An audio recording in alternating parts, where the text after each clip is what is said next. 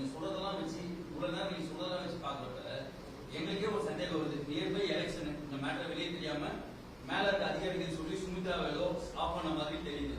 எங்களுக்கே இந்த சந்தேகம் வரப்ப உங்களுக்கு சந்தேகம் இல்ல இல்ல இல்ல இல்ல நான் சொல்றேன், தெளிவா சொல்றேன், திருப்பி சொல்றேன். அந்த திமுக ஆளை அரெஸ்ட் பண்ணாங்கல்ல, அரெஸ்ட் பண்றதுக்கு எந்த இன்ஃபுளுன்ஸும் வரல. அப்ப இது இன்ஸ்பெக்டருக்கு நான் திரும்ப சொல்றேன்னா, இந்த சிஸ்டத்துல இந்த அதிகாரிகளை ரொம்ப இப்போ சார் செந்தில்குமார் எடப்பாடி ஆர்டர்ல தான் என்ன அடிச்சாரு ஜெயில, கொலை பண்ண ட்ரை பண்ணார் 2016. இது ஸ்டாலின் ஆட்சி வந்துச்சு, செந்தில்குமார் என்ன பண்ண முடிஞ்சது? என் கேஸ் நடந்துட்டு இருந்த கேஸ் தள்ளுபடி ஆயிடுச்சு. தள்ளுபடியா என்கிட்ட என்னால அந்த சிடி வாங்க முடியல. அந்த ஜெயில இருந்த சிடி இருந்ததுல, நான் கோர்ட்ல கேஸ ஜெயிச்சு பெட்டிஷன் போட்டு ஆர்டர்ஸ் வாங்கி அந்த சிடி கோர்ட்டுக்கு வந்துச்சு. அந்த கோர்ட் என்கிட்ட சிடி கொடுக்க மாட்டேங்குது இன்னைக்கு. ஏன்னா வெளியே சோசியல் மீடியாவில் போடுவேன்ல, எல்லாத்துக்கும் தெரிய வரும். பண்ணல.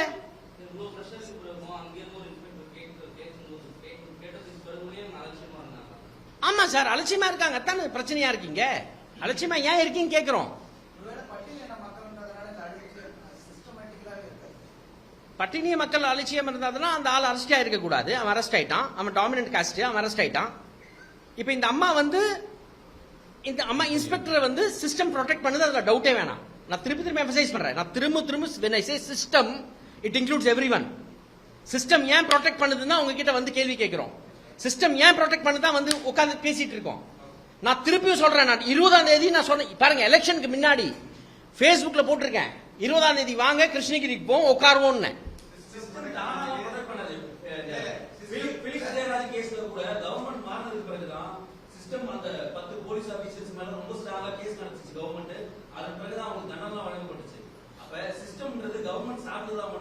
சிஸ்டம் தான் சொல்றேன்.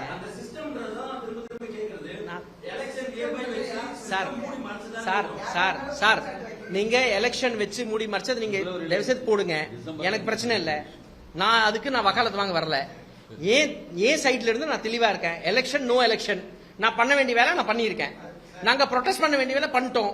நாங்க 20ஆம் தேதி நாங்க போக வேண்டிய ஆளு. நாங்க அன்னைக்கு ஒரே காரணத்துக்காக போகாத இருந்தது நான் 20ஆம் தேதி ஏன் மென்ஷன் பண்ணனா, 21ஆம் தேதியில இருந்து நான் Facebookல 20ஆம் தேதி போனதுக்கு அப்புறம் நாங்க போகாம இருந்தோம். ஏன்னா ஆப்வியஸ்லி அங்க சிவகுமார் வராரு, இவர் வர, நாங்க போய் மாட்டிட்டு முடிச்சிட்டு இருக்க நாங்க விருப்பப்படல.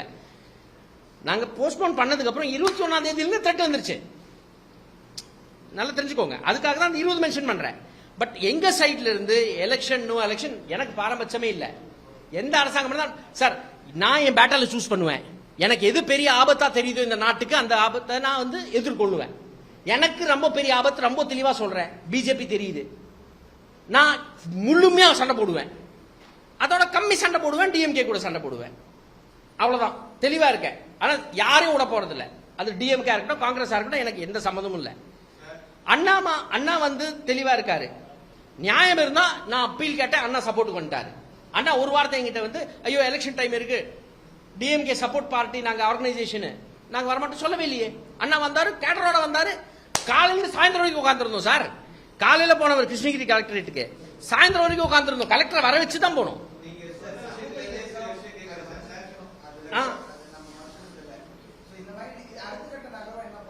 அதான் சொல்லிட்டேன்ல சார் உங்ககிட்ட. ஃபர்ஸ்ட் உங்ககிட்ட வந்துட்டேன், திருப்பி மக்கள் கிட்ட போக போறேன், நோட்டீஸ் அடிக்க போறோம், நடந்து போக போறோம், மக்கள் கிட்ட போக போறோம். இது விட போறது இல்ல. அதுதான் நான் அனௌன்ஸ் பண்ணிட்டோம். அரசாங்கம் திருப்பி நடவடிக்கை எடுக்கலாம், திரும்ப வரும். Yes sir.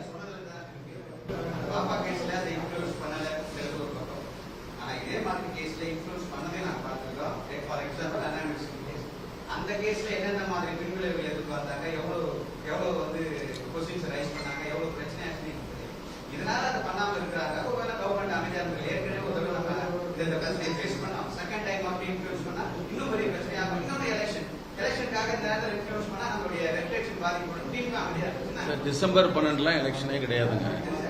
டிசம்பர்லாம் எங்க எலெக்ஷன் இருந்தது சார்? இதுல நாங்க டிசம்பர் பேசிட்டு இருக்கோம். நீங்க எலெக்ஷன் ஏப்ரல் இல்ல, அவர் அண்ணா யூனிவர்சிட்டிக்கு போயிட்டாரு. அனௌன்ஸ் பண்ணது எங்க அண்ணா யூனிவர்சிட்டில தான் அரெஸ்ட் பண்ணி தண்டனை கொடுத்தாங்க. குடிச்சிட்டாங்க, தண்டனை கொடுத்தாச்சு. இல்ல இல்ல சார் இதுல என்ன கவர்மெண்ட் வந்து support சப்போர்ட் பண்ணாங்கங்கிறது இல்ல சார். அது ஆர்குமெண்ட் எதுக்கு போறோம் நம்ம? இன்னொரு கேஸ்க்கு ஏன் இழுத்துட்டு போறீங்க அங்க? இத வந்து சார் இல்ல சார் இப்ப இங்க ஒரு இன்ஜஸ்டிஸ்க்காக வந்திருக்கோம். இந்த இன்ஜஸ்டிஸ்ல போக்கஸ் பண்ணலாம், டைவர்ட் பண்ணிட்டே இருக்க எழுதணும்னு நினைச்சா முக்கியமானது வந்து கமெண்ட் எழுதிட்டு இருப்பீங்க. டிசம்பர் இந்த குடும்பத்துல இருந்து அந்த பாதிக்கப்பட்ட குழந்தையோட தகப்பனார் அவர் வந்து திருவண்ணாமலையில இருக்காரு. திருவண்ணாமலையில இருந்து கிட்டத்தட்ட டிசம்பர் 2ஆம் தேதி அந்த குழந்தையை கூட்டிக்கிட்டு கிருஷ்ணகிரி போயிடுறாங்க. கிருஷ்ணகிரியில இருந்து 7ஆம் தேதி ஒரு வன்புணர்வு நடக்குது. அதுக்கப்புறம் 9ஆம் தேதி நடக்குது. அவங்க பக்கத்துல அந்த குழந்தையோட தாயே சேர்ந்து அவங்க போய் ஒரு சின்ன ஒரு கிளினிக்ல ஒரு ட்ரீட்மெண்ட் எடுக்கிறாங்க. குழந்தைக்கு ஃபீவரா இருக்கு அப்படின்னு சொல்லி திரும்ப 9ஆம் தேதி அவங்க வீட்டுல ட்ரிப்ஸ் போட்டு இருக்கும்போது ட்ரிப்ஸ்ல இருக்கும்போது அடுத்த வன்புணர்வு நடக்குது. அப்ப நடக்கும்போது அந்த குழந்தை கத்தும் போது அவங்க வாயை பொத்தி அவங்க கொஞ்சம் தடுக்கிறாங்க. அதை அப்படி நடக்கும்போது தான் ஆபரேஷன்ல இறந்து போறதா சொல்றாங்க. இப்படி எல்லாம் வந்து அங்க இதெல்லாம் நடக்கும் போதும் அந்த தாயும் வந்து எடுத்துட்டு போய் காட்டும் போது கீழே எல்லாம் மறைச்சு வெறும் ஃபீவருக்கு மட்டும் மாத்திரை வாங்குற மாதிரி மருந்து வாங்குற மாதிரி ஒரு இது பண்றாங்க. இதுல எங்க இருந்து அரசாங்கம் வந்து சப்போர்ட் பண்ணுச்சு அதுன்னு சொல்றீங்க, அதை விட்டுருங்க. ஆனாலும் தந்தையா வந்து 11ஆம் தேதி குழந்தைக்கு இன்னைக்கு உடம்பு சரியில்லாம இறந்து போகுது அப்படின்னு தாய் சொல்லிட்டு வச்சிருந்தாங்க. அப்புறம் இவங்க போய் அங்க போய் பார்த்தா குழந்தைய கழுத்து வரைக்கும் ஃபுல்லா மறைச்சிக்கிறாங்க. மறைச்சுக்கிட்டு வாயில மட்டும் இருக்கிற காயத்தை பார்த்து இவங்க கண்டிப்பா போஸ்ட்மார்ட்டம் பண்ணணும்னு சொல்றாங்க. அப்ப கூட சுத்தி இருக்கிற கொஞ்சம் அதிகாரிகள்லாம் போஸ்ட்மார்ட்டம் பண்ணணுமா வேணாமா இப்படி எல்லாம் பேசுறாங்க. யார் பாதிக்கப்பட்ட குடும்பம் வேணுமா வேணாமான்னு சொல்றதுக்கு முன்னாடியே ஏதாவது ஒண்ணு யோசிச்சு போஸ்ட்மார்ட்டம் பண்ணாமே முடிச்சிடலாமான்னு பாக்குறாங்க. அங்க அவ்வளவு பிரச்சனை ஆனதுக்கு அப்புறம் போஸ்ட்மார்ட்டம் நடக்குது. போஸ்ட்மார்ட்டம் நடந்து அந்த ரிப்போர்ட் வந்ததுக்கு அப்புறம் இவங்களுக்கு அந்த ரிப்போர்ட் வருதா இல்லையான்னு தெரியல. ஜனவரி ஃபுல்லா யோசிக்கிறாங்க. எல்லாம் யோசிச்சு கடைசியா வந்து பிப்ரவரி பாதிக்கப்பட்ட குடும்பத்துக்கு எப்படி இந்த நியூஸ் தெரியுதுன்னா பிப்ரவரி 26ஆம் தேதி ஒரு சேனல்ல இருந்து நியூஸ் போடுறாங்க. இப்படி ஒரு பிரமுகர் பெரிய நாயகம்ன்ற ஒருத்தர் அரெஸ்ட் ஆயிருக்காரு, இவரு இளைஞர் அணி தலைவர், இளைஞர் அணியில ஒரு உறுப்பினரா இருக்காருன்னு ஒரு நியூஸ் வந்து அதை வச்சுதான் இவங்களுக்கே தெரியுது. இங்க யாரும் வந்து போலீஸ் சொல்லியோ இல்லையோ இல்ல.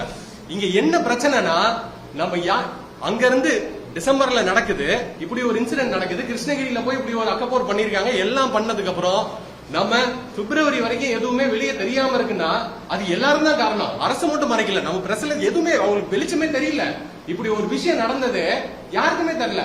அதுக்கு மேல இது டிசம்பர்ல நடக்கும் போது எஃப்ஐஆர்ல என்ன போடுறாங்க, 194 BNSS போடுறாங்க.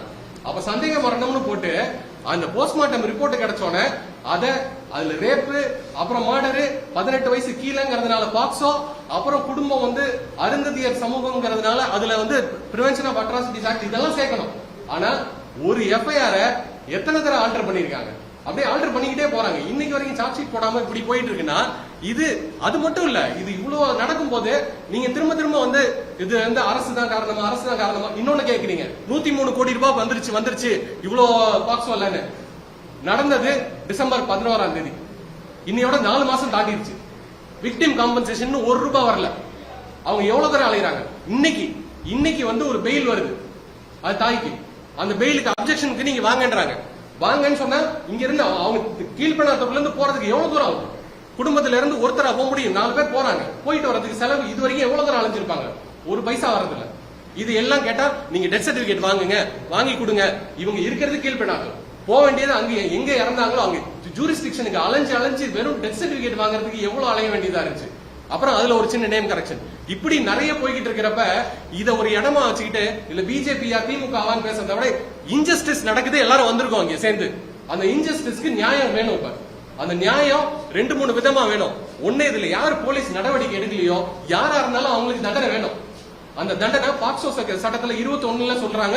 அப்புறம் இதுல பிரிவென்ஷன் ஆஃப் அட்ராசிட்டிஸ் ஆக்ட்ல செக்ஷன் 4ல சொல்றாங்க. அதுல என்ன சொல்லிருக்காங்களோ அதுபடி அரெஸ்ட் பண்ணுங்க. சஸ்பென்ஷன் மட்டும் எப்படி போதும் அதுதான் கேட்க வந்திருக்கோம்.